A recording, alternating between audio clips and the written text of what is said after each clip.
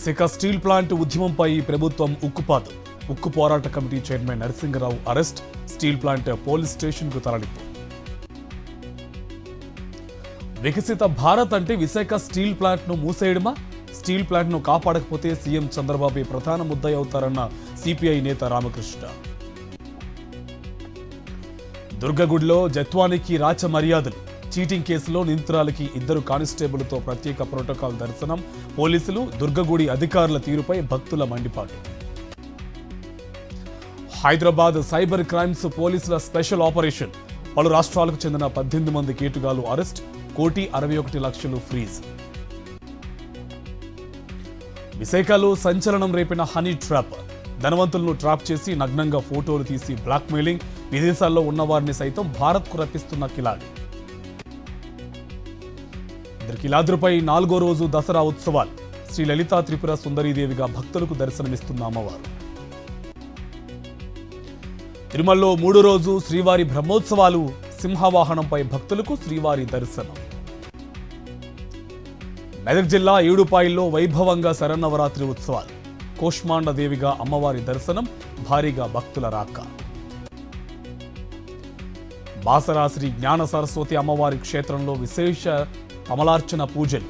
ఆదివారం కావడంతో పెద్ద ఎత్తున తరలివస్తున్న భక్తులు. స్వచ్ఛంద సంస్థల సాయంతో ఉచిత అన్నదానం.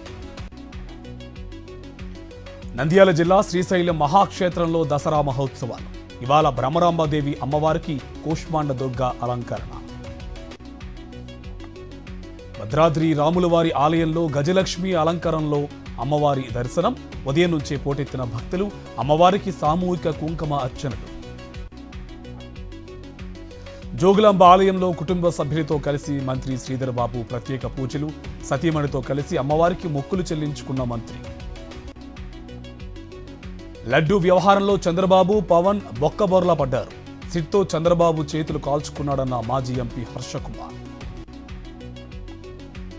విశాఖ శ్రీ శారదాపీఠంలో అన్నపూర్ణాదేవి అలంకారంలో దర్శనమిస్తున్న రాజశ్యామల అమ్మవారు. విశేష అభిషేకాలు నిర్వహించిన ఉత్తర పీఠాధిపతి స్వాత్మ నరేంద్ర స్వామి.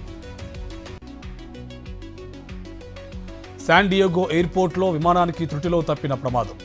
లాస్ వెగాస్కు వెళ్తున్న ఫ్లైట్లో చెలరేగిన మంటలు. ఫ్లైటర్ చాకచక్యంతో తప్పిన పెన్నుముప్పు. ఢిల్లీలో అరవింద్ కేజ్రీవాల్ జనతాకి అదాలత్. ఆప్ కన్వీనర్ కేజ్రీవాల్ కోసం భారీగా తరలివచ్చిన జనం. అన్నమయ్య జిల్లా రాజంపేటలో ఘరానా దొంగ అరెస్ట్.